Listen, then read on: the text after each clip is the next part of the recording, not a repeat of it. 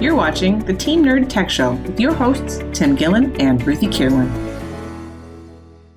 Well, hello, nerds. Tim Gillen here, Terrapin Networks, Traverse City, Michigan. Thanks for joining us for the Team Nerd Tech Show, your weekly tech digest for the small business owner, operator, worker, person.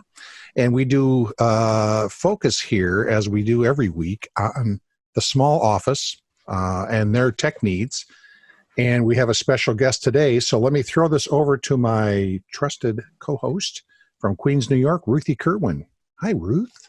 Hello, Tim. How are you this Ruthie. week? I'm good. Thank you. Very well. Yeah. With us here today, we have Steve Kiger from Rocketsource, and he is here to speak with us about ways that, well, actually, I'm going to let you describe it, Steve. How would you say that your company can, and what you know and all of your knowledge, how are you best served to help small business owners connect more with their customers? Yeah. Hi, guys. Nice to meet you guys. I'm excited to be here. So Rocketsource, what we like to focus on is the full customer journey. And so thinking through, if you think about your customers, whether you're a small business or an enterprise or a mid-sized company, with customers today, there's so much data out there, so much content out there. And you think about, what is a traditional customer journey for your customers?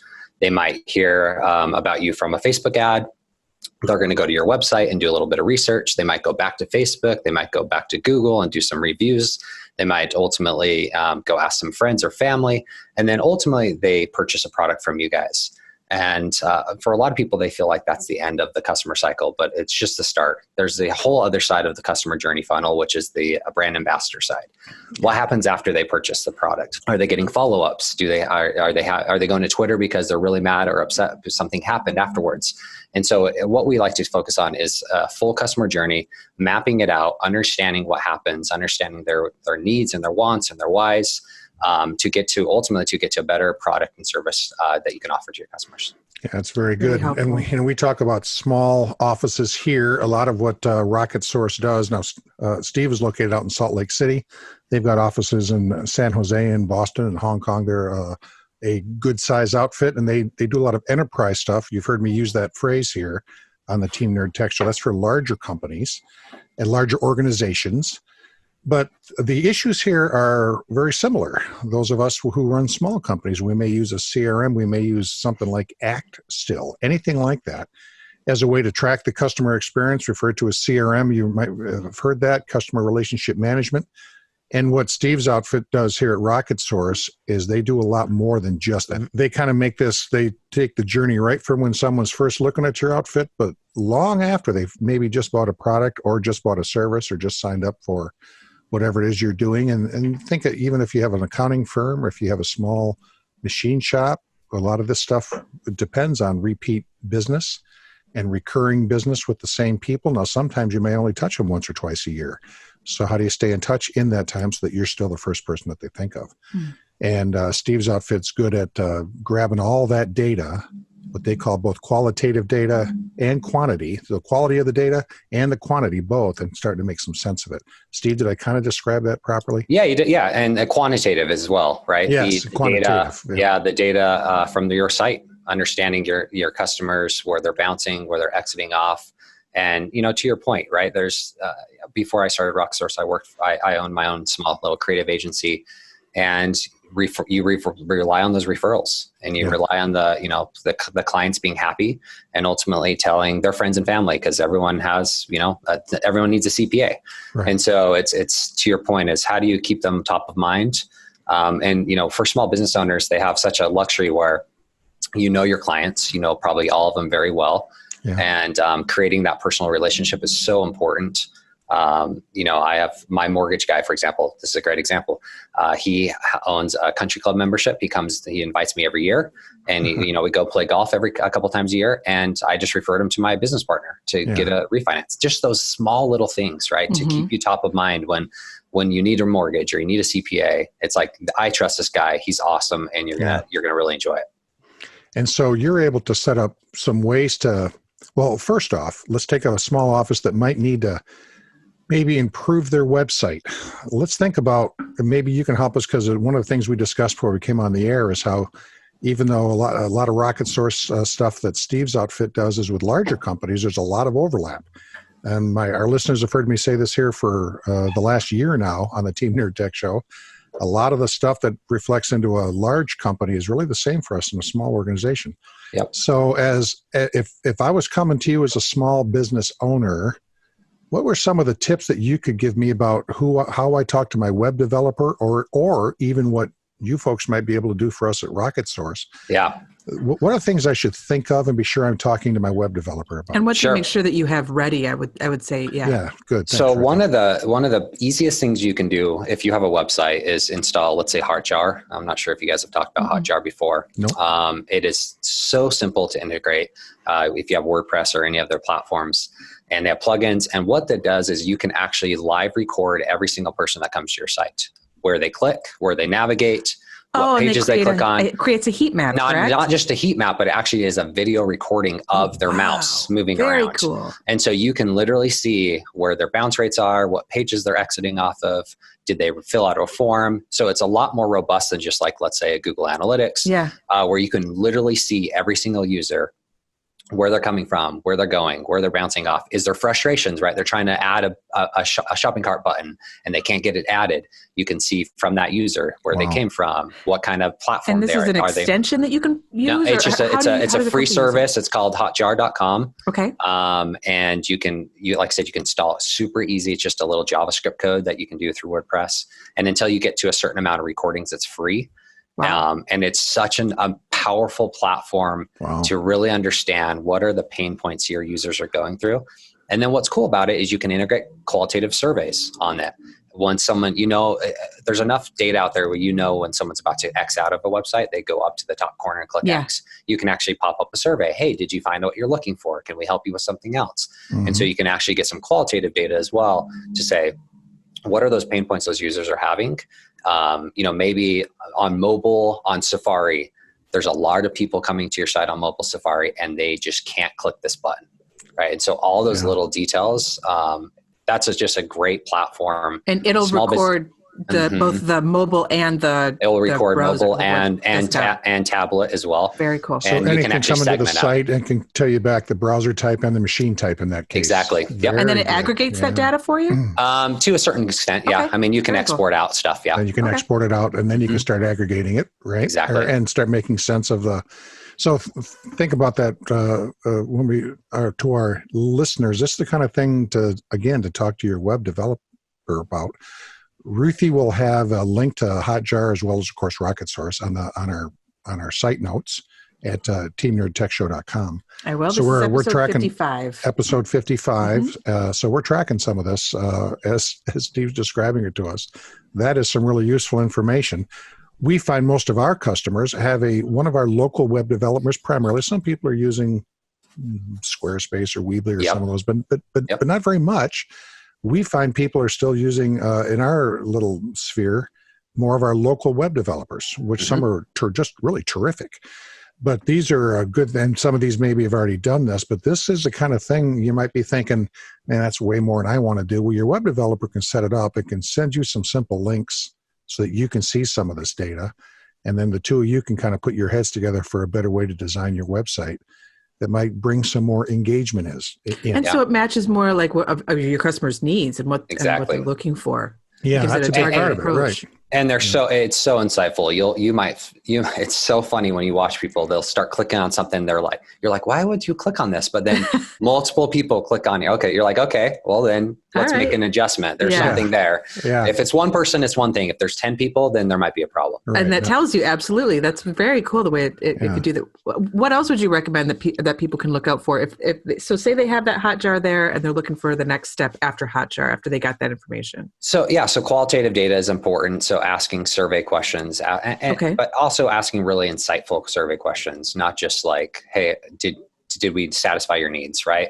Ask them, what were those emotional triggers? What was the core reason why you purchased this product from us? Sure, there's logical, it's a price, it's whatever, but there are also, every time you purchase a product, you go through this emotional cycle where there's an intrinsic emotional response of why you purchased it. Then you go into logical, like, oh, can I afford it, right? Is this something I really need? Okay, yeah. And then once you purchase it, you go back to an emotional state of like, oh, I'm excited, or oh man, did I make the right decision? Right. Yeah. Right. So there's this whole cycle, and it's purchase psychologies, consumer psychology. There's a lot of studies on it. And so really trying to get to the core why of why your customers purchase from you. And first, this is really important for small businesses specifically, is when you're purchasing from a small business, you're usually purchasing from the person, right? They're trusting the person. And so really, again, going back to that customer relationship side of really getting to know your customers, understanding their needs, making sure they're met, is super important. So I think qualitative data is it's so powerful. And it's unfortunately for a lot of small businesses, they don't spend the time to really understand that. And if you do, it will pay dividends for sure. It can be a real leg up then, obviously, can it? For sure. So how about from that standpoint, when you think of someone who is more in the business of professional services rather than products? Yeah. So if I'm selling widgets or selling T-shirts, there's not usually as much emotional, and you can correct me here, but there's not as much emotional after the fact, because I look at the T-shirt, it fits, I like it, that's the end of it. Until I put it on in a week and it splits down the middle, then I'm not going to be so happy. But I don't necessarily, I may not think of that quite so much. Whereas when I hire someone to be my accountant, my tech services provider, my web developer, once I say yes, it almost starts then, okay, did I make the right move? Is this the right person? So what are the channels that you would recommend to keep open in order that customers feel like they can communicate with you their needs and their wants? Like, is there anything specific that you think that you should maybe say or offer so that you can make sure that there is that symbiosis between yourself and the customer? I think a lot of it comes down to personality, right? Okay. I mean, as a business owner, unfortunately, you do need to be really open and really friendly and really open-minded to the needs and wants of the customer. You can't be like, nope, that's not the right way to do it. As a designer, I learned a long time ago, unfortunately, as much as they're relying on your expertise, and sometimes you just have to say, all right, I'm going to do what you want. Right. Yeah. I don't think it's the right move, but I'm going to do it. And I want to make you happy. Right. So I think that being flexible is super important with small service-based companies specifically, to be able to make sure that, at the end of the day, they're paying you for a service, and, make sure you deliver that. What are good ways on the web development and the appearance and the look and feel of a website, and also maybe as it might translate into other marketing material?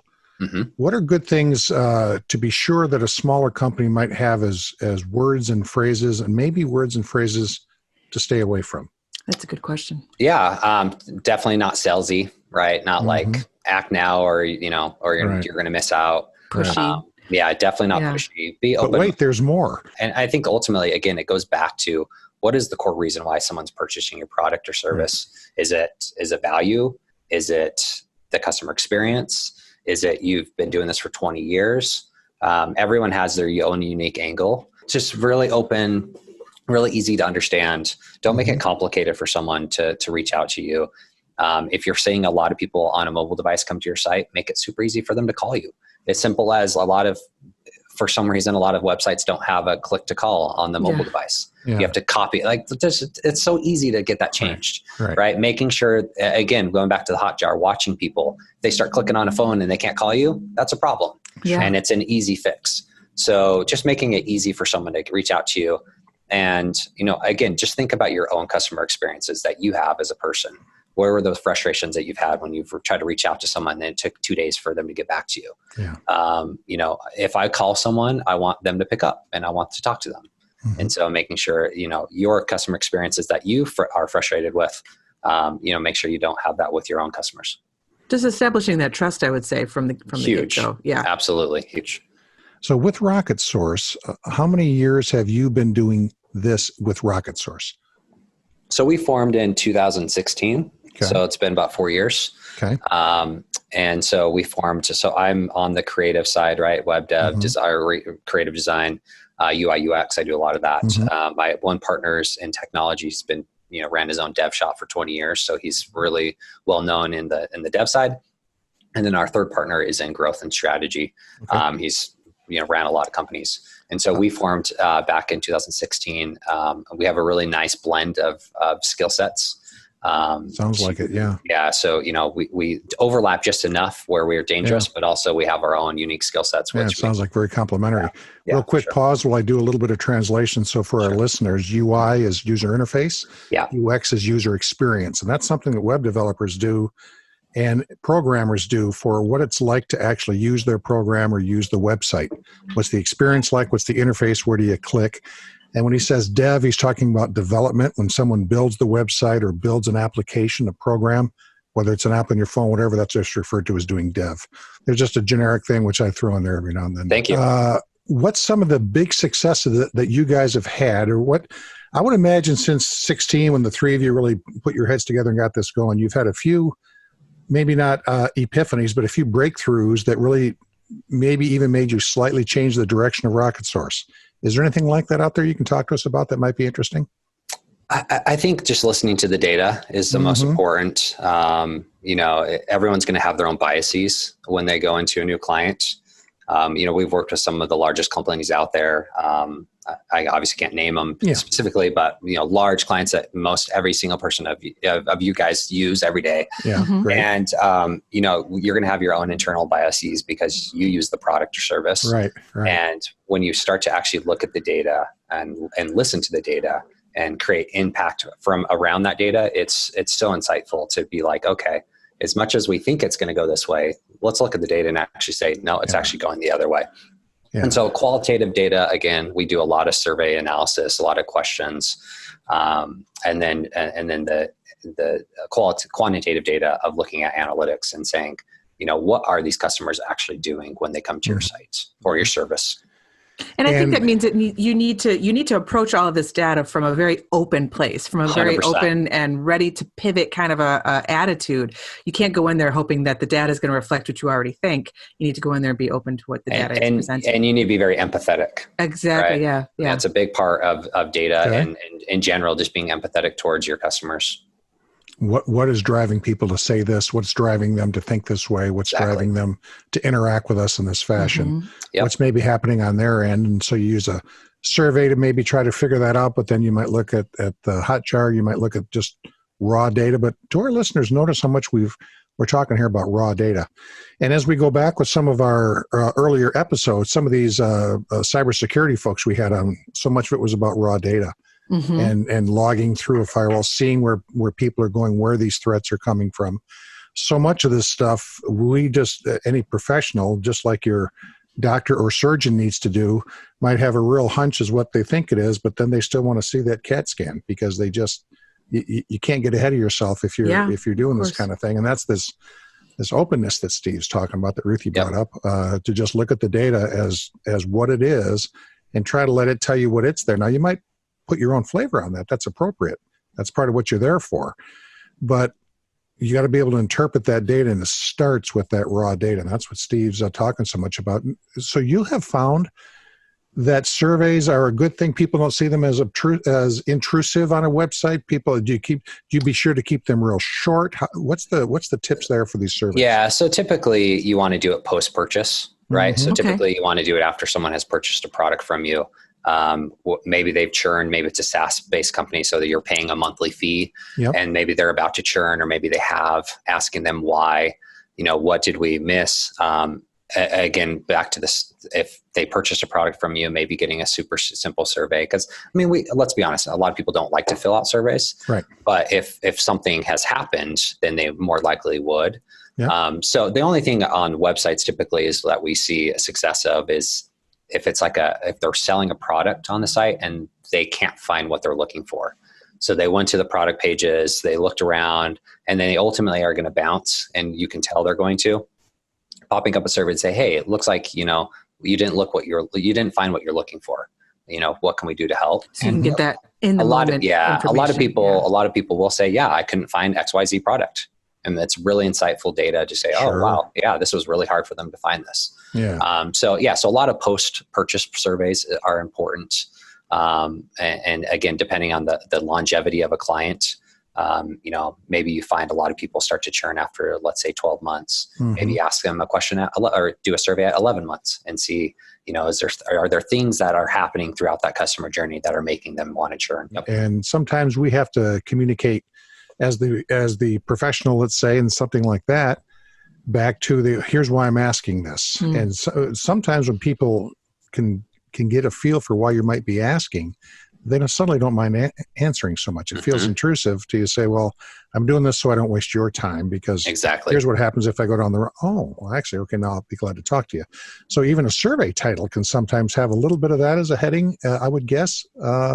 Yeah. And you can, I mean, even just down to the questions can skew the data when you're asking the questions, how you ask them, even down to like, are you offering them something for the survey? That can skew the data. So there's a lot of things. There's a whole psychology around asking the right questions at the right time. And for a lot of your smaller businesses, obviously, I don't think they're going to need to worry about that necessarily. It's just if you think about the core reason why you ask questions is, what is the fundamental why you as a person has purchased this service or product, and getting to that core why is going to help you be able to message correctly, have the website speak the right language. And it's just, you're going to get a lot of data around that. From a standpoint of branding, and let's think of a small company and branding. And so a website obviously is right in the middle of your branding, and that's logo, colors, and your tagline, and all the things that you try to present that you want people to think of when they hear the name of your firm. Yep. Right. And so marketing, collateral, brochures, and so forth. Are people still doing a lot of paper brochures? What kind of thing do you see there, and how does that tie in? Yeah, I did this for 15 years. Yeah. And I mean, they still work. Obviously, people like to have a physical product. They like to feel something. So there's intrinsic value with having something that you can carry with you. With this is something I personally believe, and some people might disagree with this, but my very first company I started out of high school or college actually was I did dental marketing. So I did a lot of logos and websites and all that stuff. And with color specifically, I always use this example. Some dentists hate the color red because it reminds them of blood. Okay, makes sense. Whereas other dentists might love the color red because they went to the University of Utah or Alabama, right? It doesn't really matter. A red logo on a dentist, it's not going to matter. It's personal preferences. Okay. And you're all going to have your own personal biases when you create things. And so the colors don't really matter. It's what you say, making obviously sure that it looks professional, and being very just precise and concise of what your message is. Yeah. So whether you're a dentist or a CPA, just, a logo is a logo. It's not going to make someone purchase you. Now, a website needs to look nice. Obviously, it can't look like it was built in, 1999. Front page. Yeah. Yeah. But, but as long as, sometimes the best websites for service-based companies is just one page. Yeah. Here's my services. Here's my pricing. Here's my location. Obviously, a lot of times people just want to know where the heck to find you. Yeah. So maybe having the address at the very top of your website might be the most important thing. Super simple stuff, right? If I want to find you, how do I get a hold of you, and how do I call you? And for a lot of small businesses, that's really all you need. And if you need some more in-depth stuff, have that be farther back in the website. Exactly. Or across and if they have all of your, and easy on the white papers, but even if you bring something down concise, and by white paper, I mean a 14-page document that explains something. Yeah. Most people aren't going to want or need to see that, but maybe the one-page executive review, to use that phrase, of that 14-page white paper that's at least available for those people who want to go deeper before they contact you. Yeah, we have something on our Rocketsource site. So we do very long blog posts. It could take you an hour and a half to read. Very detailed, very analytical. I saw that, yeah. Yeah, I mean, they're massive. And what we found is we have what's called a TLDR, which is in the Reddit sphere, too long didn't read, if you didn't know. Right. And what we found is we would put like a 1-paragraph TLDR on this entire synopsis of this blog post. And then we actually offer audio as well. And so we actually have the author of the entire blog post talk about it, talk about why he wrote this, talk about the experiences. And, they could be 2 minutes long, but for a lot of people that don't have an hour and a half to read, that is very useful. That's very useful. Yeah. So you're really hitting the customers in all areas that they could possibly need to be hit. Yeah. So that was a fun thing. We actually built a product around that. And then just to kind of segue, we did build another product that we just are starting to launch. It's in beta right now. It's a product called PlatStack, and it's a platform to stack all your links. And so for all the small businesses out there who has way too many Chrome tab browsers open at any given point, what our platform does is it allows you to take all those browsers and put them into a stack. So you might have, let's say, 10 links every day that you open up, right? It's your Google, whatever, CRMs. What our platform does is allows you to save all those links into one stack. And then with one click, you can open up all those 10 links. And then you can exit out of them or whatever it is. That's handy. So it's really cool. But then the other very handy, yeah. So the other cool part of the product is, let's say you're doing research. And so you guys might be doing research on a competitor, or maybe launching a new product or service. What our platform allows you to do is save all that research, all that aggregate data. So it's YouTube links, it's blog articles, it's competitor websites. You can save all those links into a stack that in a week or two you can come back to that and make sure all those links are up there. So we're super excited about it. Very handy, yeah. And that's in beta right now, you said? It's beta, yeah. So you can go to platstack.com. You can log in. It's a free platform. We're really passionate about what it's called Stack It Forward. So for me as a designer, I get people always questioning like, hey, as a UX UI designer, how do I get started? Yeah. And so what we're doing is part of the platform, which we're super excited about, is aggregating or curating content for people that want to skill up. So what I'm going to do is I'm going to send one person one link that has the best podcasts to listen to on UX UI, the best videos to watch, the best books I've read on UX UI. Yeah. So you essentially are curating your knowledge and being able to share that with the world. And we call it Stack It Forward because everyone has their skill set. You might have a really cool, you might have a really cool hobby, right? Yeah. And so this allows you to aggregate all that content, no matter what it is, and be able to share that with the world. And hopefully someone finds value out of it. In one container, one virtual folder, box, basically. But you're calling it a stack, which is a great metaphor. So you can follow that person. If I added another link, you get notified. Hey, it looks like Steve just added another link. Check this out. My partner's dad just he'd be a very terminal cancer. And they did, again, what happens when, your father gets cancer? What do? You go to Google. Google immediately. You go down this massive search, right? You go down watching YouTube links and go into WebMD and go into Wikipedia.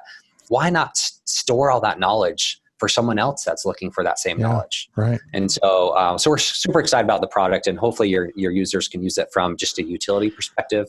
But also, maybe they're going to learn something from it. Oh, very much so. Awesome. And again, what's the URL for that? Yep. So it's platstack.com. Got it. And just remember, a platform to stack all your links. Oh, perfect. And that's an open beta. We can go out there now and start using it. Fantastic. That means, friends, that means you're welcome to go out and start and have a look at this and see if it's something for those of us nerdy types. I'll be checking it out. I know Ruth Ann will. That's a given. We will. But for a lot of our friends and listeners who pay close attention to some of this interesting stuff we find, this Platstack is one to really check out. That sounds like and I'll definitely have the link. Again, this is episode number 55. Yes. You wanted to head over to teamnerdtechshow.com and look up that link. Very good. We'll have that, and we'll have the link for Hotjar as well. And, of course, for Rocketsource. Perfect. So you can learn about everything that we've talked about today. Well, Steve, listen, man, it's been just terrific speaking with you. What a great bunch of info you're willing to give us. Thank you. Very helpful for everybody listening, I know. Yeah, we're going to keep an eye out for rocketsource.co. Again, the link will be out there. We do have .com finally. We purchased it from someone, but we just haven't routed it over yet. Okay, so rocketsource.com's coming, rocketsource.co. I'll tell you, this is a website with a lot of really cool info. Yes. It's laid out well. And this is one where you can get in about as deep and thick, including these long blog posts that Steve was mentioning, as you want. It's really, it's a beautiful really terrific site. and something worth looking back at. Yeah, it's really good. So this concept of designing your website and your information gathering of the relationship between you and your customers, you and your clients, is neat stuff, and it's technology that we're all using today. And we don't want to just let that ride. And it's, again, for our users, a great conversation to have with your web developer, whoever's helping you out right now. Steve, I'd like to give you just any closing thoughts you might have. No, I'm a passionate entrepreneur. I've started a lot of businesses. I love small businesses. I support them. Kudos to anyone that starts their own small business. It's hard. It's rough, but just keep going. Yep. It's totally worth it. I haven't had a boss per se in almost 15 years, and there's nothing better than running your own shop. Yeah, I would it's a good agree feeling, with that isn't too. it? Yeah, we started this back in the early '90s, and have been. Ruthie's my daughter, and our listeners know that. Apparently, Steve just. Yeah, I did not. I didn't learn that. It's okay. That's it's awesome. Different last names. It throws people off. I don't lead with it. And Ruthie lives in That's New York really cool, City, guys. but she grew up around our family business here, doing small business tech support, which we've done for almost just about 30 years now. So I would love to do a podcast with my daughter when she's older. That's awesome. Yeah, there you go. Really it's a lot of fun. I highly recommend it because she does all the work and I just show up. Nice. That's the really cool part. I do all the you just all the talk and it works out well. And Ruthie tells me when to stop. So it's pretty good. So that's I think the end of our show. Ruthie, do you have anything else to bring in for us? No, I don't think so. But just again, I'll be having all the links and all this information up at teamnerdtechshow.com. And if you have any questions about what we've spoken about here today, you can always give us a call at 231-668-9175 or drop us an email at teamnerd@terrapin.tech. Thanks, guys. Have a great week, okay? Thanks, Ruthie and Tim. All right, bye-bye. Yep.